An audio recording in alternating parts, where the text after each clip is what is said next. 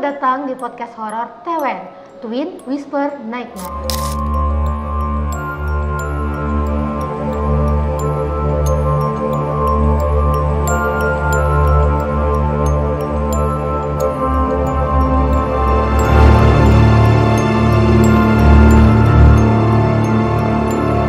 Bersama saya Anika Ribi. Saya Taufik. Kali ini kita bakalan ngebahas sesuatu yang berbeda lagi dengan narasumber yang berbeda juga. Oke, untuk Taufik, bisa ceritakan pengalaman paling menakutkan yang pernah lo alamin tuh apa? Kalau yang paling menakutkan sih, gue pernah ngelihat sosok kuntilanak merah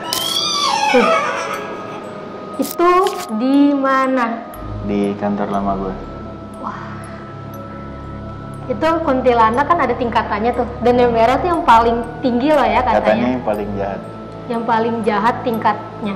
Itu gimana sih ceritanya kok lu bisa ngelihat kuntilanak merah? Jadi waktu itu tuh kita lembur ya. Jadi lembur kan biasanya lewat dari jam 5 ya, dari jam 5. Terus pas maghrib tuh gue mau sholat maghrib. Jadi musolanya itu ada di atas tuh di lantai 3. Nah kebetulan teman-teman gue lagi pada halangan, padahal cowok. Nah terus udah gitu gue sendiri tuh ke musola kan, ada di atas. Terus gue ambil wudhu. Pas gue jadi tempat wudhunya itu adanya di luar, si musolanya itu ada di dalam. Pas gue selesai wudhu, gue ngeliat ke pintu di dalam musola tuh ada kayak ada cewek. Terus dia pakai baju merah gitu, tapi cuma set gitu langsung hilang. Maksudnya kayak sekelibet doang? Iya, gitu? sekelibet doang, tapi cepet. Itu menurut gue, aduh kayak itu udah parah. Itu kejadiannya siang hari apa malam hari? Itu pas gue mau sholat maghrib. Mau sholat maghrib, iya. Wah jam-jam rawan. Nah terus gue agak takut dong, karena gue nunggu dulu nih sambil kayak nyari siapa tahu ada yang mau sholat lagi kan. Terus pas itu akhirnya nggak ada juga tuh yang mau sholat. Ya udah akhirnya gue beraniin diri aja buat sholat. Nah untungnya pas sholat tuh nggak ada apa-apa, cuma pas pengen sholat aja tuh gue ngeliat itu. Nah tapi itu cuma menurut itu kejadian yang gue alamin ya. Jadi kalau di kantor gue itu kan ada security-nya juga. Nah gue sering banyak dapat cerita nih dari security. Ini kayak misalkan contoh nih, kita kan jadi kan ada tim sales tuh. Tim sales itu ada di bawah. Nah untuk yang anak kantornya itu di lantai 2, lantai 3 itu buat kayak atasan lah di lantai 3. Kayak rooftop gitu nah ya? tapi di situ ada musolanya juga. Nah udah gitu pas apa namanya? Gue dapet cerita dari security itu, dia kan yang jaga malam ya, yang jaga malam. Nah terus dia jaga malam itu berdua nih. Jadi kalau misalkan dia jaga berdua, yang satu nunggu di pos, yang satu lagi ngiter ruangan, mastiin kalau semua ruangan tuh udah aman, kayak PC udah mati, kayak listrik udah pada dimatiin, lampu udah pada dimatiin, gitu segala macam, biar nggak boros listrik tuh. Iya. Nah, itu kantor lu sekat-sekat ruangannya atau terbuka gitu? Ruangannya sekat-sekat, ada yang ruangan sekat-sekat, ada yang terbuka buat semua karyawan gitu. Dan banyak PC-nya juga di situ kan. Nah, udahlah mulai nih si security ini ngiterin. Namun pertama dari lantai 1 kan, dari lantai 1 tuh aman, lantai 2 aman, terus di lantai 3 pas tiba-tiba naik lantai 3, dia tuh kayak dengar ada suara dari komputer nyala. Nah, dia baru dengar suara nih. Pas dia jalan, katanya tuh ada satu komputer nyala. Yang lebih seremnya lagi tuh ada cewek pakai rambut panjang. Itu lagi main komputer, cuma dari belakang si security ngeliatnya. Udah gitu, security-nya down dong, takut dong karena ngeliat gitu kan. Ini siapa? Udah malam, iya, semua karyawan udah pada pulang. Udah pada pulang, terus ini masih nyala, masih kerja. Terus dideketin lah sama si security. Tiba-tiba si cewek itu terbang. Oh my god. Udah security langsung kabur kan ke bawah kan, manggil temennya tuh, bilang di atas ada cewek, terus tiba-tiba terbang kan. Nah terus yang satu nih nggak percaya security-nya kan. Terus udah gitu dia lebih berani iya, lah ya. Terus akhirnya dia berdua tuh ke atas mastiin bener atau enggak. Nah pas dicek itu nggak ada ceweknya, cuma si PC-nya emang beneran nyala. Masih nyala. Nah terus udahlah akhirnya dimatiin lagi dong. Udah tuh di hari itu tuh kejadiannya itu doang kan. Nah terus kemudian gue dapet cerita lagi tuh dari security. Sama nih, jadi dia lagi jaga malam, yang satu di luar, yang satu lagi ngiter. Cuma nih bedanya di lantai 3 nyaman. Pas dia turun ke lantai 1, dia di bawah tangga lantai 1 itu ngelihat tuyul. Bentukan tuyul itu bener-bener kayak yang ada di imajinasi kita atau beda? Kayaknya sih iya, gue kan nggak nanya detail ya tuyulan tuh kayak gimana. Nah udah tuh abis itu si tuyul itu ada dua, dia lagi mainan berdua. Nah si security ini takut dong, mau turun, dia akhirnya naik lagi tuh ke lantai 2, terus nelpon yang si security yang di bawah, suruh ngecek. Katanya pas dicek tuh nggak ada apa-apa, tapi pas security tadi di bawah tuh ngelihat ada tuyul 2 itu. Anjir, itu serem banget sih, sumpah. Parah sih, parah. Jadi kantor lama gue tuh emang bekas apa ya, gedung dulu tuh gedungnya nggak kepake gitu. Oh, gedung tua yang terus diperbaikin lagi. Iya, terus dijadiin kantor gitu. Horor ya. Serem. Terus ada nggak sih momen tertentu yang buat lu kayak percaya akan adanya hal mistis gitu? Ada sih momen tertentu ketika lu lagi sendirian dalam kantor nih, atau mungkin di tempat di sekitaran kantor, itu tuh kayak ngerasa merinding. Jadi kayak lu tuh ngerasa takut karena lu pernah ngeliat gitu. Jadi kayak kalau lu sendiri tuh kayak sugesti lu kayak udah kayak ngerasa takut ya gitu. Karena lu pernah ngeliat yang si kuntilanak itu ya, Bintang, jadi kayak wah lu percaya nih akan adanya hal goib itu. Tapi lu pernah nggak sih kayak setelah kejadian dari itu kayak lu langsung diseringin didatang sering kayak dimimpiin gitu? Enggak sih kalau itu enggak. Kayak malah alhamdulillah cuma sekali doang itu ngeliat gua. Tapi di lain itu lu pernah nggak sih ngerasain kayak mimpi-mimpi buruk kayak dikejar-kejar setan lah? Kalau itu pernah sih. Cuma mungkin bukan di sekitaran kantor kalau kayak gitu ya, kayak misalkan gue mimpi nih lagi naik gunung, tiba-tiba teman gue berubah jadi pucat, terjadi ngikutin gue dari belakang, tiba-tiba ada di depan gitu kalau gue pernah. Namanya bukan mimpi ya, tapi biasanya mimpi itu ada kaitannya sih. Emang iya? Iya, mimpi itu biasanya sama apa yang terjadi dalam tubuh kita. Oh iya? Iya. Berarti dari pikiran juga bisa? Bisa. Dari pengatur dari pikiran kita, kayak misalkan kita lagi capek banget nih, terus tiba-tiba mimpi ular, itu ada maknanya. Apa artinya mimpi ular? Kalau nggak salah kalau mimpi ular itu maknanya tambah rezeki. Soalnya belum lama nyokap gue mimpi dililit ular perutnya.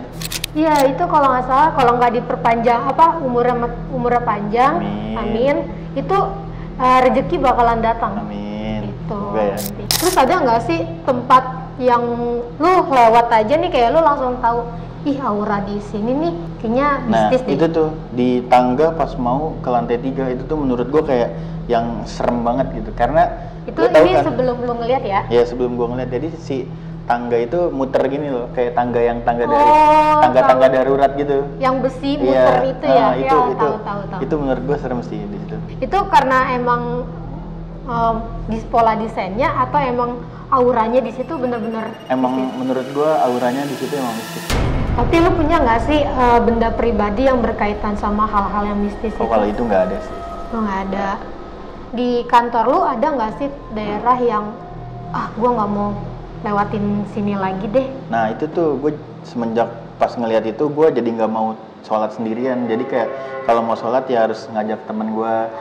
Karena tempat itu menurut gue ya memang musola itu kan tempatnya ibadah ya pasti ini. Cuma ya gue karena pernah lihat jadi takut dari situ. Jadi gue kalau mau sholat selalu ngajak teman sih.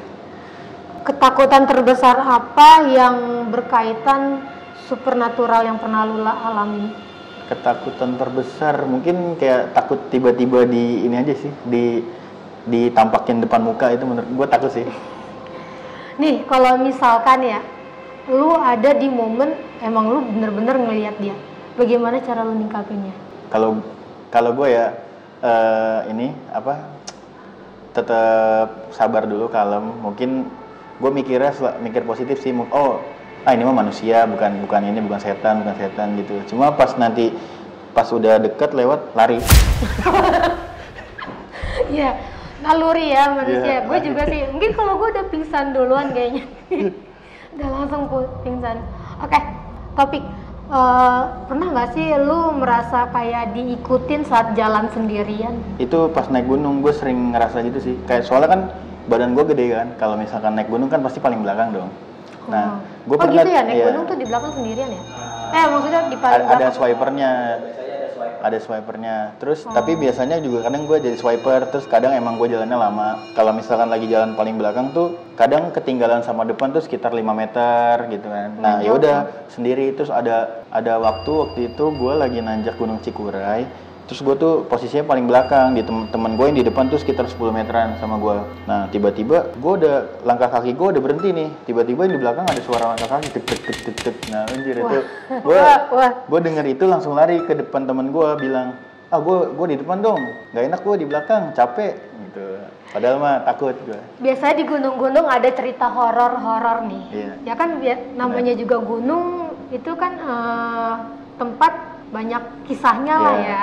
Selain lu ngalamin di situ, ada tempat lain gak yang pernah lu alamin? Kalau gue pernah disasarin sih, jadi gue nggak tahu ya ini disasarin apa emang nyasar. Jadi pas turun Gunung Merbabu tuh jalurnya ketutup, jalur yang biasa buat lewat nih. Ada kebuka jalur baru. Nah terus udah tuh gue lurus, gue ikutin jalur. Tau-taunya pas nyampe ujung itu udah buntu. Gue udah sejam jalan, akhirnya buntu tuh, nggak ada jalan. Terus akhirnya gue balik lagi. Ternyata si jalur yang bener itu ditutupin pohon gitu, ketutup pohon. Nah itu gue nggak tahu tuh emang ada pohon tumbang atau emang disesatin. Nah itu gue nggak tahu sih. Nih kan gue maksudnya kayak gue kurang paham lah ya sama kegiatan pegunungan. Apa yang naik gunung gitu. Dia tuh ada tour guide-nya gitu nggak sih? Yang kayak ngarahin nih lo harus belok sini, harus jalan lewat sini. Kalau naik gunung sih biasanya kan ada kelompok. Nah kelompok itu ya biasa teman-teman lu aja gitu. Cuma kalau di sananya tuh nggak ada petunjuk arah tuh nggak ada. Kali paling dia ada pelang pos-posan, pos 1, pos 2. Tapi kalau gunung-gunung sekarang tuh jalurnya udah jelas. Jadi bisa kelihatan lah jalurnya yang mana karena udah banyak pijakan kaki juga kan. Nah gitu sih paling kalau misalkan guide, kalau ikut open trip baru ada tour guide-nya gitu. Oh gitu. Okay. Kalau misalkan kelompok sendiri ya nggak ada, jalan biasa aja. Tapi pernah nggak sih lo kan kayak lo pernah yang tadi lo bilang di belakang lo tuh ada yang jalan suara kaki, tapi lo suka penasaran nggak sih sebenarnya siapa yang di belakang lo? Kayak lo pengen nyari tahu gitu. Nah gue sempet ngeliat tuh, itu nggak ada orang, kayak ngeliat ke belakang nggak ada, ngeliat ke belakang nggak ada. Terus akhirnya dari situ ya udah takut gue, jadi ke depan gitu. Oke. Sebenarnya apa yang bikin lu jalan cepet di gunung tuh itu karena lu takut di belakang, kalau menurut gue ya. Makanya orang tuh pada ngindarin di posisi belakang tuh karena itu ya. Yeah. Berarti lumayan sering dong orang ngalamin yang hal kayak gitu, yang lu alamin. Kayaknya iya sih. Terus kalau di belakang juga kan takutnya nggak cuma takut hantu, takut ditinggal, takut nanti nggak ketemu orang lagi, itu yang ditakutin sih. Iya, di naik gunung juga tuh sifat-sifat manusia ketahuan lah ya. Iya betul. Yang egois jalan tetap jalan, temennya lagi luka ditinggalin gitu ya. Topik apa pesan yang ingin lu sampaikan ke pendengar mengenai pengalaman-pengalaman horor yang lu alamin? Kalau pesan dari gue ya, jangan takut nih. Misalkan lu kayak lagi di satu tempat, terus lu ngelihat satu orang yang lu curigain, itu lu jangan takut dulu. Siapa tahu itu emang beneran manusia kan. Pokoknya jangan takut dulu nih. Lu coba deketin. Kalau misalkan lu ajak ngobrol nggak jawab, ya udah lari. Itu sih. Yang gue tangkepin dari ceritanya Topik nih ya, dimanapun tempatnya itu pasti ada. Betul. Intinya kita saling percaya aja. Betul, ya. Dia ada makhluknya dan kita juga tahu dia ada di dunia ini gitu. Dari itu aja pesan dari gua. Oke, itu dia dari pengalaman Taufik, narasumber kita. Buat kalian yang pengen dengar cerita-cerita horor, cukup komen aja di bawah ini. Dan kalian juga bisa share video kita di YouTube ini atau like, comment, dan subscribe. Sampai jumpa.